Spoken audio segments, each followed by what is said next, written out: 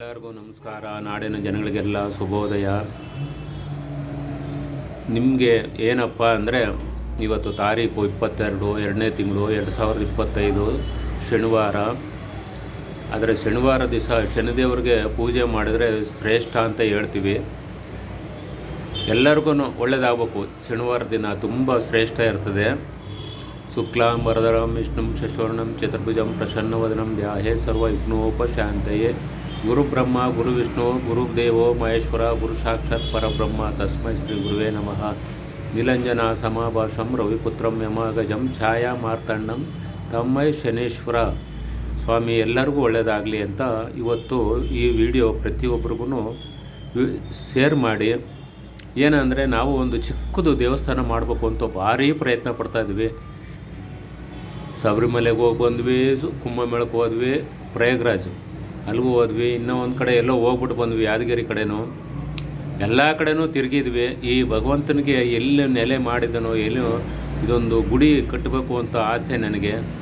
ಈ ಗುಡಿ ಭಗವಂತನಿಗೆ ಒಂದು ದಿವಸ ಆರಾಧನೆ ಮಾಡಿ ಪೂಜೆ ಮಾಡಿ ಎಲ್ಲರಿಗೂ ಇದು ಮಾಡಿಬಿಟ್ರೆ ಸಾಕು. ಅದೊಂದೇ ನಾನು ಹಾರೈಸೋದು. ನಿಮ್ಮ ಕೈಲಾದಷ್ಟು ಧನ ಸಹಾಯ, 1 ರೂಪಾಯಿ ಆಗಲಿ 10 ರೂಪಾಯಿ ಆಗಲಿ, ನಿಮ್ಮ ಕೈಲಿ ಎಷ್ಟಾಯ್ತದೋ, ಒಂದು ಸಿಮೆಂಟ್ ಮೂಟೆ ಆಗಲಿ, ಒಂದು ಕಂಬಿ ಆಗಲಿ, ಒಂದು ಇಟ್ಟಿಗೆ ಆಗಲಿ, ಏನಾದರೂ ನೀವು ಕೊಡಿಸ್ಬೇಕು ಅಂತ ನಾವು ಬೇಡ್ತೀನಿ.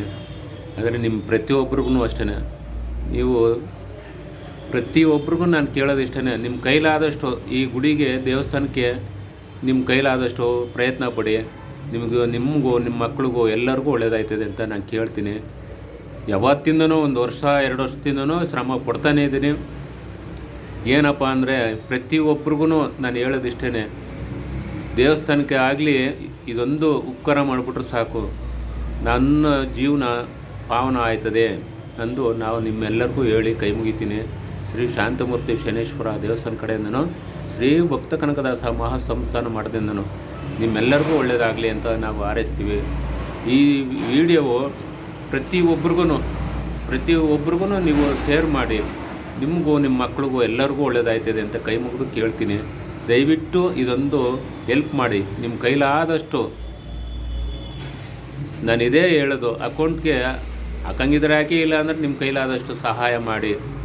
ಇಷ್ಟೇನಪ್ಪ ನಾವು ಕೇಳೋದು. ಎಲ್ಲರಿಗೂ ನಮಸ್ಕಾರ.